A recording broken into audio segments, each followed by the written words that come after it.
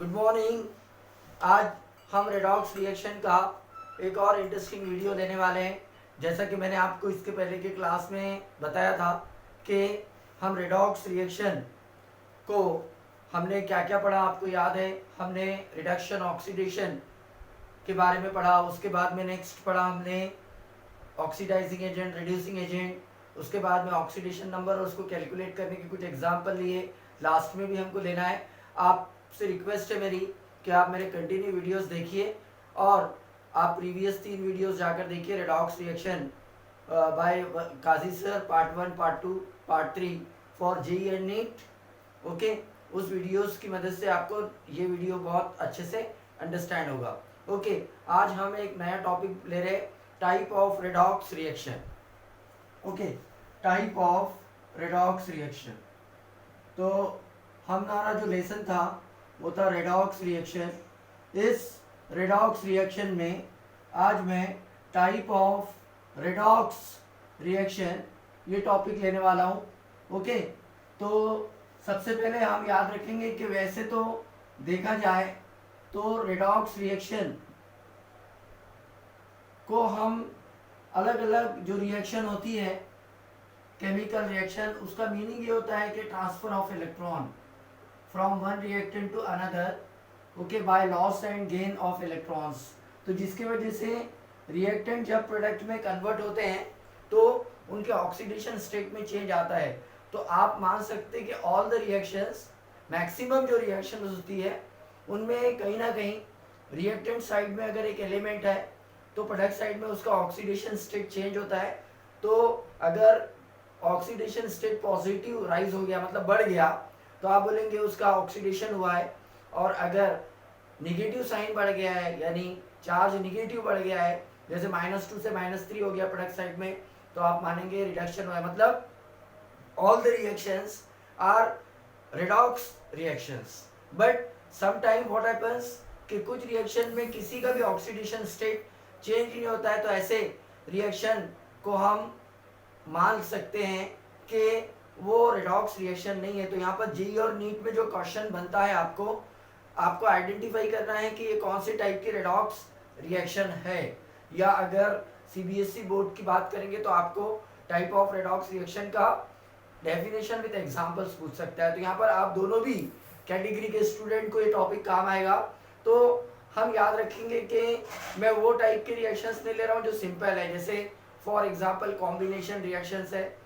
Okay, वो reaction में दो रिएक्टेंट रिएक्ट करके एक ही प्रोडक्ट बनाते हैं। उसी तरीके से रीअरेंजमेंट रिएक्शंस है, आपने जो लोअर क्लासेस में पढ़े हैं। उसके अलावा डिकम्पोजिशन रिएक्शंस है। ओके, मेटल डिस्प्लेसमेंट रिएक्शन है, डबल डिस्प्लेसमेंट रिएक्शन, ये भी सब रेडॉक्स रिएक्शन है। बट जो major examination point of view से जो रेडॉक्स रिएक्शन वैल्यूएबल है, वो रेडॉक्स रिएक्शन को हम, मतलब 4 इंपॉर्टेंट रेडॉक्स रिएक्शन आज हम पढ़ने वाले हैं।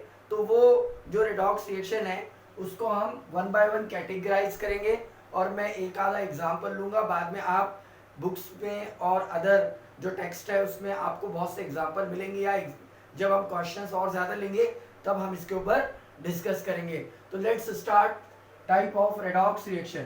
तो सबसे पहली जो मेजर कैटेगरी है उसको हम बोलते हैं intermolecular redox reaction. Intermolecular redox reaction.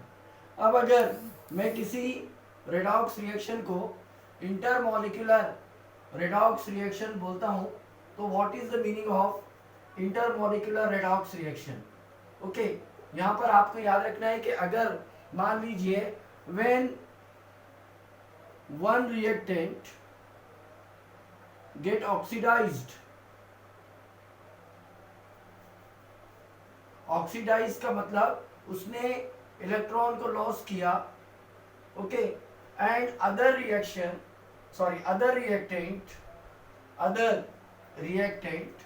Gate reduced,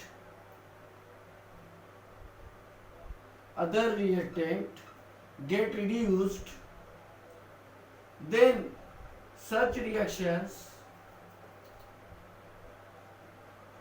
is called as a intermolecular redox reaction, called as intermolecular redox reaction. आप यहाँ पर बहुत से रिएक्शंस को ले सकते हैं, ओके, जिसको हम इंटरमॉलिक्यूलर रेडॉक्स रिएक्शन मान सकते हैं। जैसे बहुत ही ideal example formation of sodium chloride, सभी को मालूम है फॉर्मेशन ऑफ सोडियम क्लोराइड।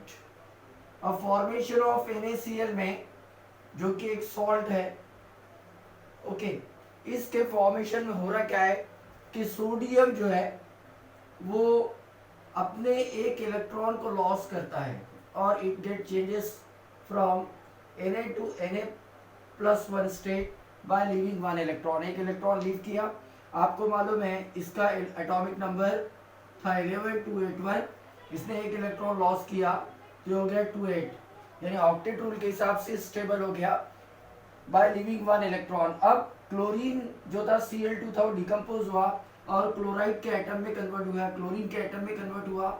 इसने वो इलेक्ट्रॉन, क्योंकि नॉन मेटल है तो it take one electron and it get changes from Cl to Cl-। अभी इलेक्ट्रॉनिक कॉन्फ़िगरेशन क्या है, क्लोरीन का एटॉमिक नंबर 17 है 287। अब इसने एक इलेक्ट्रॉन गेन किया तो हो गया 288। तो अब अगर मैंने यहाँ पर ये दोनों भी रिएक्शन का सम किया तो लेफ्ट और राइट साइड के इलेक्ट्रॉन्स जो है वो कैंसिल हो जाएंगे, ओके। अब मैं फाइनल रिएक्शन लिखूंगा तो क्या लिखूंगा,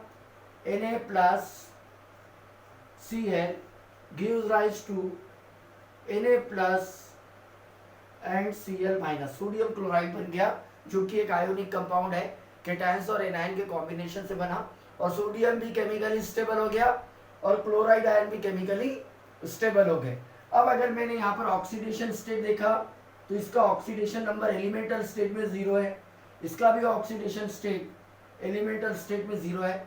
सोडियम का एटम 0 ऑक्सीडेशन स्टेट से +1 स्टेट में गया, मतलब यहाँ पर इसने इलेक्ट्रॉन को लॉस किया तो हम मानेंगे इसका हो गया ऑक्सीडेशन, ओके।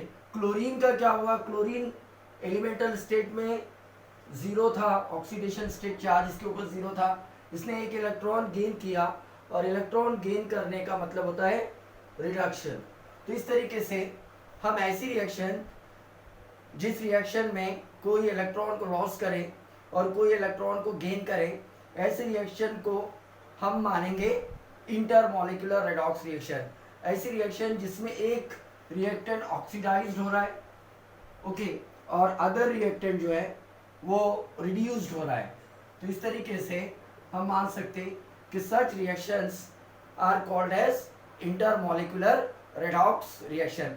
तो आपको ऐसे एग्जांपल सर्च करना है जिसमें मेन जो मेजर एलिमेंट है, जो रूट्स के अलावा है, उसका ऑक्सीडेशन स्टेट चेक करके रिएक्टेंट और प्रोडक्ट साइड में किसका रिडक्शन हुआ और किसका ऑक्सीडेशन हुआ चेक करके आपको पता करना पड़ेगा कि ये एक इंटरमॉलिक्यूलर रेडॉक्स रिएक्शन है।